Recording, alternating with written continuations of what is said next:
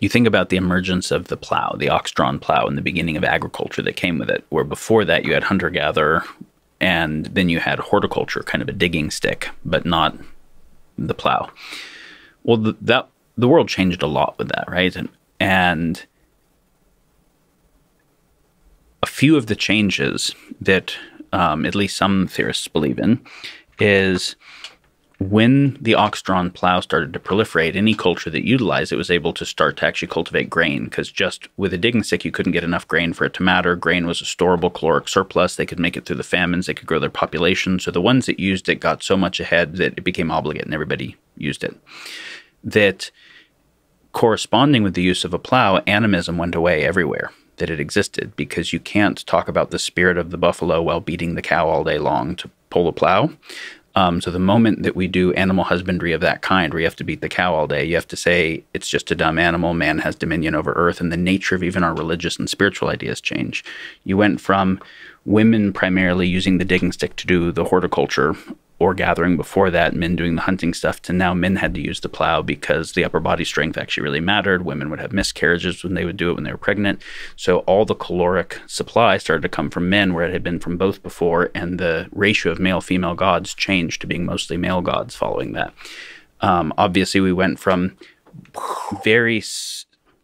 that particular line of thought then also says that feminism followed the tractor, and that the rise of feminism in the West started to follow women being able to say we can do what men can, because the male upper body strength wasn't differential once the internal combustion engine was much stronger, and we can drive a tractor.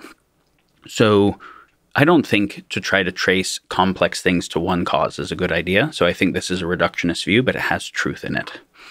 And so the idea that technology is values agnostic is silly. Technology codes patterns of behavior that code rationalizing those patterns of behavior and believing in them.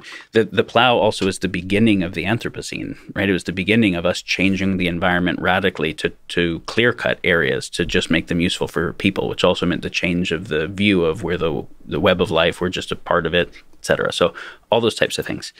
And we can start to have concentrated wealth. As a result of that, ownership starts to mean something, and property rights start to mean something, and then class systems start to emerge, and then civilization structures to be able to deal with class systems start to emerge. And then if you own stuff, then inheritance, and so then the formalizing of marriage and the changing of those contracts to be able to have paternity certainty associated with the inheritance of the stuff. Like, all of those things follow that kind of tech, right? And that's a plow. That's a plow. There are other examples where you can make value system changes independent of tools that will in turn change how we use the tools. Like the Sabbath was kind of a social technology for how do we not use the tools for some period of time, not be hijacked by productivity, orient towards the value system and each other to make sure that we're in turn directing those things. That's one way of thinking about it. So people's use of technology will change their behavior. So it has behavioral dispositions built in. The change of the behavior will also change the values in the society. It's very complicated, right? It will also, as a result, both make people who have different kinds of predispositions with regard to rulership and different kinds of new capacities. And so we have to think about these things. It's kind of well understood that the printing press and then in early industrialism ended feudalism and created kind of nation states. So one thing I would say as a long trend that we can look at is that whenever there is a step function, a major leap in technology, physical technology, the underlying techno-industrial base with which we do stuff, it ends up predisposing a whole bunch of human behavioral patterns that the previous social system had not emerged to try to solve. And so it usually ends up breaking the previous social systems, the way the plow broke the tribal system, the way that the Industrial Revolution broke the feudal system. And then new social systems have to emerge that can deal with that, the new powers, the new dispositions, whatever with that tech.